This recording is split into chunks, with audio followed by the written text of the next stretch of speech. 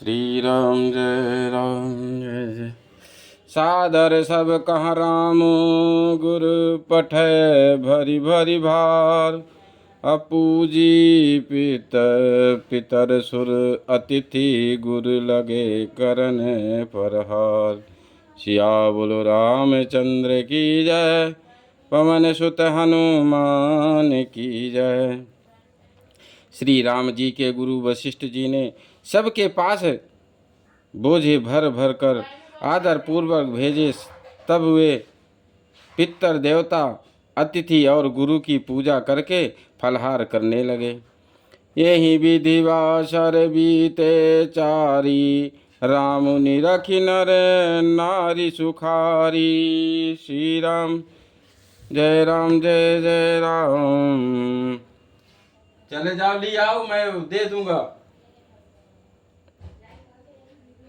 दुह समाज असी रुचि मन माही, बिनु सिया राम में फिरब फल नाही। इस प्रकार 4 दिन बीत गए। श्री रामचंद्र जी को देखकर सभी नर नारी सुखी हैं। दोनों समाजों के मन में ऐसी इच्छा है कि श्री सीता राम जी के बिना लौटना अच्छा नहीं है। तो सीताराम संग बनवासु, अकोटि अमरपुर सरिस सुपासु।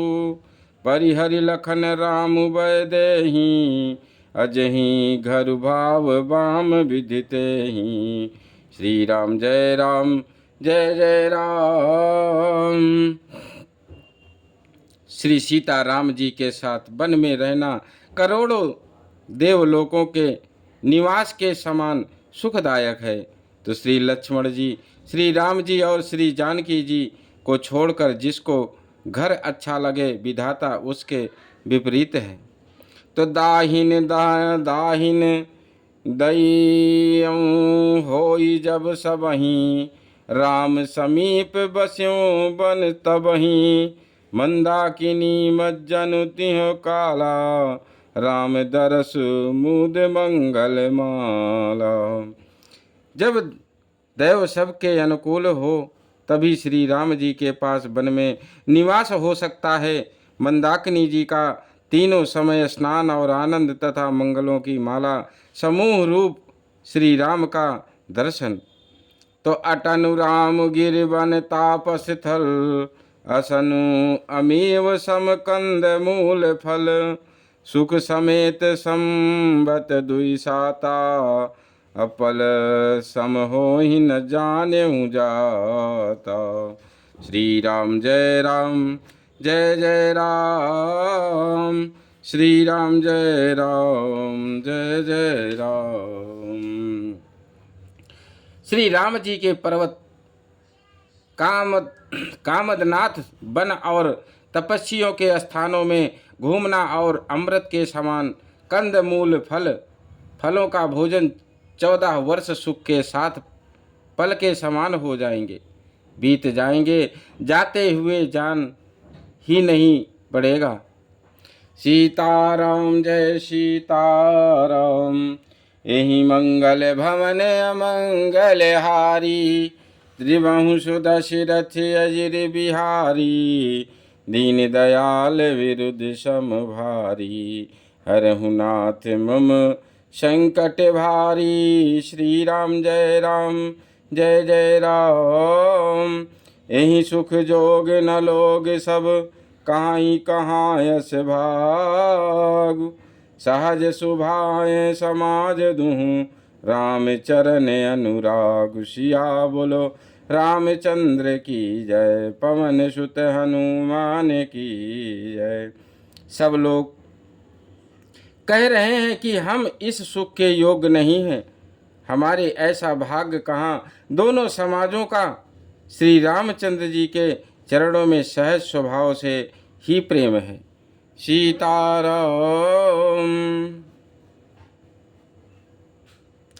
तो यही विधि सकल मनोरथ करही, बचन सप्रेम सुनत मन हरही। सिय मातु तहि समय पठाई, दासी देखी सुआ सरुआई। श्री राम। इस प्रकार सब मनोरथ कर रहे हैं, उनके प्रेम युक्त वचन सुनते ही सुनने वालों के मनों को हर लेते हैं। उसी समय सीता जी की माता श्री सुनैना जी की भेजी हुई दासियां कौशल्या जी आदि के मिलने का सुंदर अवसर देखकर आई हैं। तो सावकाश सुनि सब सिय सासु, आयऊ जनक राज रनिवासु। कौशल्या सादर सन्मानी, आसन दिए समय समयानी। श्री राम जय राम जय जय राम। उनसे यह सुनकर कि सीता की सब सासुएं इस समय फुर्सत में हैं, जनक राज का रनिवास उनसे मिलने आया है। कौशल्या जी ने आदर पूर्वक उनका सम्मान किया और समयोचित आसन ला कर दिया। तो सीलु सनेहु सकल दुहु ओरा, द्रवही देखी सुनी कुलिस कठोरा। अपुलक शिथिल तन बारी बिलोचन, महिनख लिखन लगी सब सोचन। दोनों ओर सबके शील और प्रेम को देखकर और सुनकर कठोर वज्र भी पिघल जाते हैं। शरीर पुलकित और शिथिल हैं और नेत्रों में शोक और प्रेम के आंसू हैं। सब अपने पैरों के नखों से जमीन कूदने और सोचने लगीं। तो सब सिया राम प्रीत की सी मूरति, जनु करन करुणा बहु बेस बिसूरति। तो सिया मातु कह विधि बुद्धि बाकी, जो पै फेनु फोर पबिटा की। सभी श्री सीताराम जी के प्रेम की मूर्ति सी हैं, मानो स्वयं करुणा ही बहुत से वेश रूप धारण करके बिसुर रही हूँ, दुख कर रही हूँ। सीता जी की माता सुनैना जी ने कहा, विधाता की बुद्धि बड़ी टेढ़ी है, जो दूध के फेन जैसी कोमल वस्तु को वज्र की टाँकी से फोड़ रहा है, अर्थात जो अत्यंत कोमल और निर्दोष है उन पर विपत्ति टहा रहा है। मंगल भवन अमंगल हारी, त्रिभुवन सुदशरथ अजिर बिहारी। दीन दयाल विरुद्ध सम भारी, हरहु नाथ मम संकट भारी। श्री राम जय जय राम। तो सुनियो सुधा देखी अहीं, गरल सब कर तूति कराल। जहाँ तहाँ का के उलघुबक, मानस सकृत मराल। सिया बोलो रामचंद्र की जय, पवन सुत हनुमान की जय।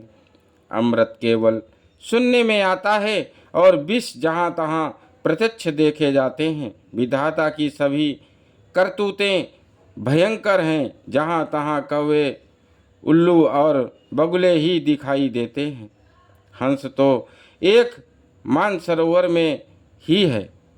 तो सुनि सोच कह दे विसुमित्रा, अविधि गति बड़ी विपरीत विचित्रा।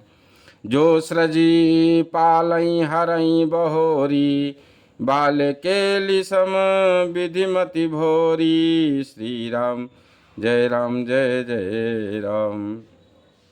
ये सुनकर देवी सुमित्रा जी शोक के साथ कहने लगीं, विधाता की चाल बड़ी ही विपरीत और विचित्र है, जो सृष्टि को उत्पन्न करके पालता है और फिर नष्ट कर डालता है। विधाता की बुद्धि बालकों के खेल के समान भोली